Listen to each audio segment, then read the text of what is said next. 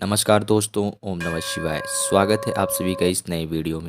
ओम नमः शिवाय, जय श्री शिवाय, नमस्तुभ्यम, हर हर महादेव। मासिक शिवरात्रि के दिन आप सभी को कष्ट से जुड़ी हुई कोई समस्या हो या फिर पीड़ा से जुड़ी हुई कोई भी कैसे भी किसी भी प्रकार का कष्ट या पीड़ा हो, तो उससे मुक्ति पाने के लिए आप सभी को एक छोटा सा उपाय हरे मूंग के दाने का बहुत ही महत्वपूर्ण, विशेष और कार्य सिद्धि है उपाय अवश्य रूप से करना चाहिए। केवल और केवल 3 बार अपनी इच्छा बोल करके आप सभी ये उपाय करेंगे। ध्यान दीजिएगा, यह उपाय विशेष रूप से मासिक शिवरात्रि के दिन करेंगे, प्रदोष काल की तिथि पर करेंगे, गुरुवार के दिन पे करेंगे, या फिर देखा जाए तो आप सभी को यह उपाय को सोमवार के दिन भी कर सकते हैं। लेकिन यदि मासिक शिवरात्रि के इस दुर्लभ और सबसे विशेष दिन पर यदि आप करते हैं इस उपाय को, तो बहुत ज़्यादा आप सभी के लिए कार्य सिद्ध और फायदेमंद होता है। देखिए, या तो एक बार करना चाहते हैं तो मासिक शिवरात्रि के दिन करें, 3 बार करना चाहते हैं तो सोमवार, गुरुवार और एकादशी तिथि के दिन आप सभी को यह उपाय करना चाहिए। साथ ही साथ प्रदोष की तिथि के दिन भी इस उपाय को आप कर सकते हैं।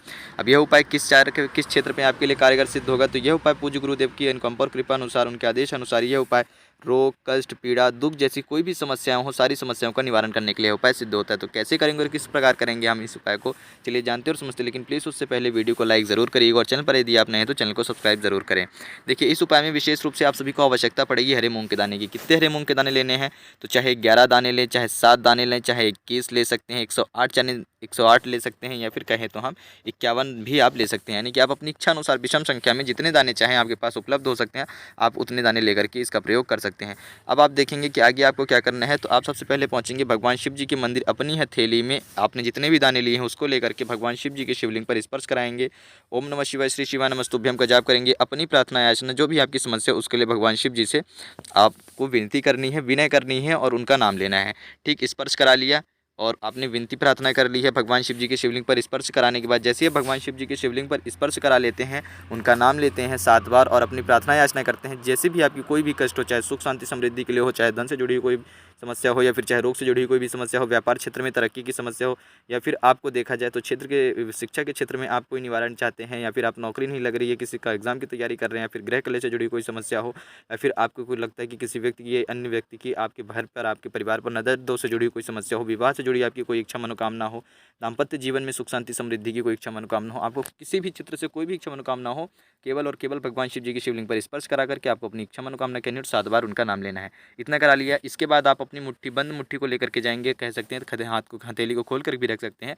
आप पहुंचेंगे भगवान नंदी जी के समक्ष। नंदी जी के समक्ष पहुंच करके उनके उठे वाले पाँव में आप सीधे, या फिर यदि उनका दोनों में से कोई सा भी पाँव उठा हुआ नहीं है, तो आप उनके सीधे वाले पाँव में अपने हाथ को पुनः से स्पर्श कराएंगे। और जिस प्रकार आपने भगवान शिव जी से अपनी प्रार्थना याचना की है, ठीक उसी प्रकार आपको नंदी जी से भी अपनी प्रार्थना याचना कर देनी है।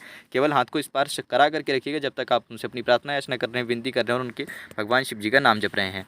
इतना कर लिया, 2 स्थान हो गया। अब तीसरा अब आपको कहाँ करना है कि अब आप पहुंचेंगे बेलपत्र के पेड़ के समक्ष। यानी कि देव वृक्षों में से सबसे महत्वपूर्ण और सबसे बड़ा वृक्ष होता है बेलपत्र का पेड़। तो बेलपत्र के पेड़ के पास पहुंच करके आपको ठीक उसी प्रकार जैसे आपने भगवान शिव जी और नंदी जी के पास जाकर के क्रिया करी है, ठीक उसी प्रकार आपको बेलपत्र के पेड़ से भी करने हैं। यानी कि उसको स्पर्श कराएंगे, अपनी प्रार्थना याचना करेंगे, अपनी विनती करेंगे, 7 बार भगवान शिव जी का नाम लेंगे। ओम नमः शिवाय, श्री शिवाय नमस्तुभ्यम, भटकेश्वर महादेव, कुंदकेश्वर महादेव, जितने भी नाम आते हैं आपको, आप भगवान शिव जी का अंत में सभी नामों का उच्चारण कर सकते हैं। यदि कोई नाम नहीं रहे तो आप केवल और केवल शिव जी का नाम ले, श्री शिवाय नमस्तुभ्यम या फिर ओम नमः शिवाय का 7 बार उच्चारण करें, और वह संपूर्ण हरे मूंग के दाने आपको उसी बेल वृक्ष के नीचे समर्पित कर देने हैं अपनी इच्छा मनोकामना कहते हुए। केवल इतना ही करना है। 3 बार यदि आप तीनों स्थानों पर स्पर्श करा करके अपनी विनती प्रार्थना करते हुए भगवान महादेव जी का नाम लेकर के हरे मूंग का दाना समर्पित करते हैं अपनी इच्छा अनुसार विषम संख्या में, तो जितने दाने आप समर्पित करते हैं उतने ही जल्द से जल्द आपकी जो समस्याएं हैं, जो परेशानियां हैं, उनका निवारण होना प्रारंभ हो जाता है। यदि आप मासिक शिवरात्रि के दिन इस क्रिया को करते हैं, या फिर यदि आप किसी अन्य तिथि को दिन कर रहे हैं, इस वीडियो मासिक शिवरात्रि के दिन नहीं कर पा रहे हैं, इस वीडियो को सुन करके और जान करके आप कभी देख रहे हैं, तो आप सोमवार को कर सकते हैं, एकादशी तिथि के दिन कर सकते हैं, गुरुवार के दिन कर सकते हैं, प्रदोष काल के दिन भी कर सकते हैं आप ये उपाय, यानी कि प्रदोष की तिथि के दिन भी कर सकते हैं। समय जो रहेगा वह सुबह से लेकर के शाम तक में जब भी चाहें आप इस उपाय को कर सकते हैं। तो कैसे करना था और किस प्रकार करना था, संपूर्ण जानकारी, संपूर्ण विधि हम सभी ने बहुत ही सरल और सहज रूप से जानने का प्रयास करा है पूज्य गुरुदेव के अनुकंपा और कृपा से। तो उम्मीद करता हूँ आप सभी समझ गए होंगे। यदि फिर भी कुछ प्रश्न हो तो अवश्य पूछिएगा। जय श्री शिवाय नमस्तुभ्यम, हर हर महादेव, ओम नमः शिवाय।